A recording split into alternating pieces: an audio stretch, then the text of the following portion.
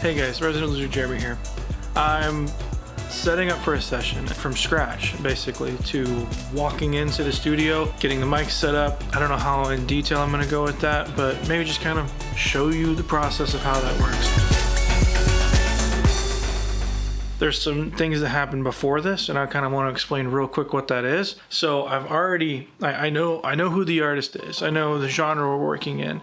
It's worship music in the realm of like a Bethel, an Elevation. And we have players coming in on this, so there's going to be 5 or 6 people playing at the same time, possibly even myself. So we're hiring a drummer, a bass player, a guitar player, a keys player. The artist will be here themselves, and I think the artist is bringing 2 other people, probably. How to set up the room, how to set up the project in general for that many people working all at the same time. I've already listened to some of the tracks. I kind of know what they're going for. So there's a fair bit of stuff that you guys won't really see that I've sat down at a computer. I've really listened to the songs, the demos that they've provided me, songs and their ideas where they're going so far. They have a long list of references, which is great, of things that I've already listened to, things they like. We've sat down, we've worked on and looked at and kind of ironed out their charts. And this is what we're gonna hand players. And I'll show you what a general chart looks like. Let's head into the studio. Let's go open everything up and let's get working. Turn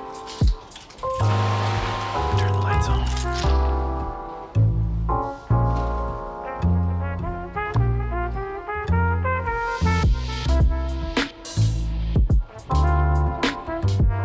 All right, so welcome to the live room. Let me give you the old look around here. So this is where our drummer will be playing. That's a control room back there. Gonna have all the mics and stuff set up. Trying something, I'm setting up some tables. I don't know if this is gonna be comfortable, if this is just gonna get in the way. So a couple things we have to get ready for this session. We have to make sure that everything is ready for the players to come in, sit down, set up their stuff, and we're ready to go as quick as possible. We like to be able to have a downbeat basically 2 hours after call time. So that's pretty darn quick when you're talking about 6 people coming in, getting their instruments ready, looking over the charts, and then boom, we're into the first song. So we need to make sure everything on our end is good. And if you can see here, this is gonna be Keys Town. We're gonna have another keyboard set up along with the Rhodes. I'll pull that out. So even though there's amps set up right here, this is gonna be kind of bass guitar land for this particular session. Let me spin the camera around. And this is typically drummer, our guitar player for the day back there. Back here we've got kind of an ISO booth that normally just houses amps, acoustic player if we need him in a separate room. And then back on the other side we have an ISO booth, the vocalist. Let's go ahead and walk into the control room, get the control room cleaned up, because I had a bunch of stuff out testing drums and whatnot. So let's go ahead and get that cleaned up. Then we're gonna start on this area.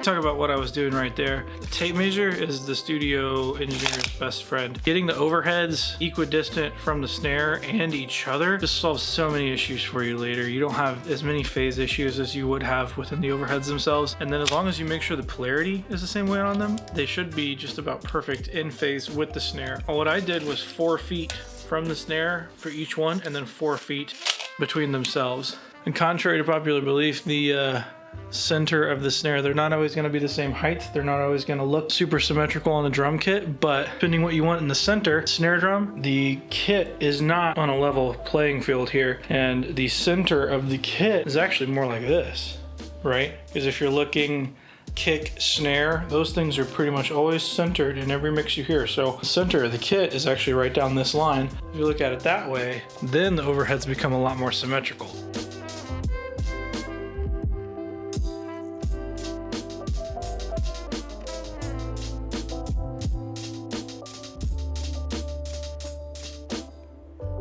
So for this session, I'm also going to be playing guitar, which is pretty atypical when you're running a session and producing it as well. I'm just going to be laying down kind of the whale noises for the session for that day. So I've got the Kemper set up down here under the desk. So let's just see if this bad boy's working.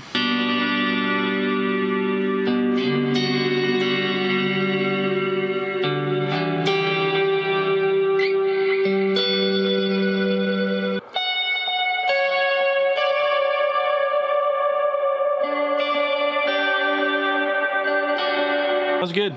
So now pretty much everything is at least hooked up. Now we just have to do line checks. Now the way I do this in Pro Tools is I literally just record arm everything, hit record, take a drumstick, and then literally just tap every mic.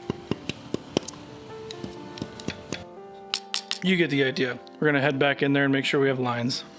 Looks good.